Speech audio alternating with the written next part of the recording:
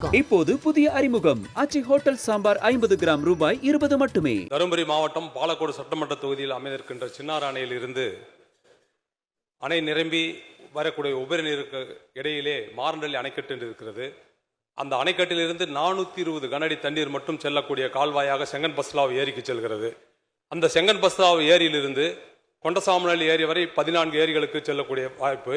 அதே போல பாப்பார்பட்டி ஏரி வரை, புலிகரை ஏரி வரை என்று கிட்டத்தட்ட 100 ஏரிக்கு பக்கமாக தண்ணீர் செல்லக்கூடிய நிலையிலே சின்னார் அணையினுடைய அணை நிரம்பி வரக்கூடிய உபரி நீரானது இந்த அணைக்கட்டை தாண்டினால் நேராக ஒகேனக்கலுக்கு தான் செல்லு அடைகிறது.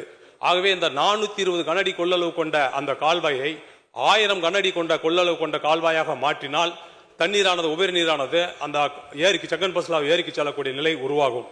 அப்படி உருவாக்குகின்ற பட்சத்திலே அனைத்து ஏரிகளுக்கும் தண்ணீர் செல்லும். உபரி நீர் வருகின்ற பொழுது 420 கனஅடிக்கு மேல் வருகின்ற தண்ணீர் அனைத்துமே ஒகேனக்கலுக்கு சென்று வருகிறது.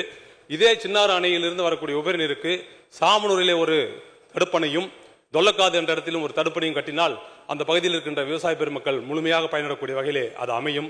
ஆகவே மாண்புமிகு அமைச்சர் அவர்கள் இதை செயல்படுத்துவதற்கு முன்வருவாரா என்று தங்கள் வாயிலாக கேட்டார். மாண்புமிகு அமைச்சர் அரை மணி நேரம் அமைச்சர் பதில் சொல்லியிருக்காங்க. மாண்புமிகு பேரவைத் தலைவர்களே, மற்ற உறுப்பினர்கள் எங்களுக்கு அதை அந்த ஏரி இந்த ஏரின்னு சொல்கிறார்கள். ஆனால் மாண்புமிகு உறுப்பினர் அன்பழகன் அவர்கள் நீண்ட நெடுங்காலம் அமைச்சராக இருந்தவர்கள் இதை அப்பொழுதே செய்து முடித்திருக்கலாம். இவ்வளவு முக்கியமான வேலையை என்னிடத்தில் விட்டிருக்கிறீர்கள். இருந்தாலும் முன்னாள் அமைச்சருடைய கோரிக்கை இந்நாள் அமைச்சர் ஏற்றுக்கொள்வார்.